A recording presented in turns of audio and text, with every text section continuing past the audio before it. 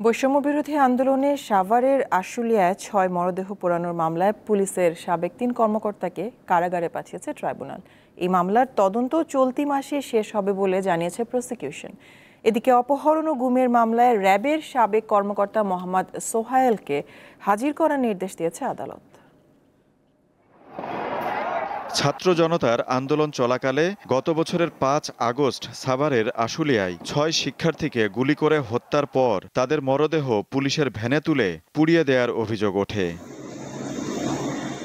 এ ঘটনায় মানবতা বিরোধী অপরাধের মামলায় অভিযুক্ত ৩ জনকে মঙ্গলবার আন্তর্জাতিক অপরাধ ট্রাইব্যুনালে হাজির করা হয়। তারা হলেন ঢাকা জেলার সাবেক ২ অতিরিক্ত পুলিশ সুপার আব্দুল্লাহ কাফি ও শহীদুল ইসলাম এবং ডিবির সাবেক পরিদর্শক আরাফাত হোসেন। শুনানি শেষে ট্রাইব্যুনালের চেয়ারম্যান বিচারপতি গোলাম মর্তুজা মজুমদারের নেতৃত্বে ৩ বিচারপতির বেঞ্চ আদেশ দেয়। পুলিশ এখানে নিষ্ক্রিয় ভূমিকা পালন করেছে এবং আক্রমণাত্মক অবস্থায় এরাই ছিল এবং এরা গুলি করেছে, এদের গুলিতেই মারা গেছে, শহীদ হয়েছে।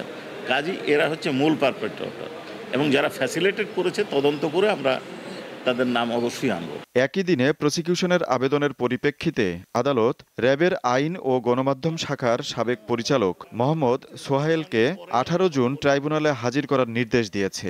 যে জনৈক গোলাম মর্তুজা মাহিন ধানমন্ডি থেকে পিক করা হয় এবং তাকে সাথে সাথে জমটুপি পরিয়ে নিয়ে যেয়ে ৪৭ দিন আটক রাখা হয়, আয়নাঘরে রাখা হয়, নির্যাতন করা হয়, উল্টো করে ঝুলিয়ে রাখা হয়। র্যাবের উনি কর্মকর্তা ছিলেন এবং নির্যাতনের সাথে উনি সরাসরি জড়িত ছিলেন। ২০২২ সালে মোহাম্মদ সোহায়েল রিয়ার অ্যাডমিরাল পদোন্নতি পান। হত্যা, গুম সহ বিভিন্ন অভিযোগ ওঠায় গত বছর তাকে বাধ্যতামূলক অবসরে পাঠায় নৌবাহিনী। পরদিন আলোচিত এই কর্মকর্তাকে গ্রেপ্তার করা হয়।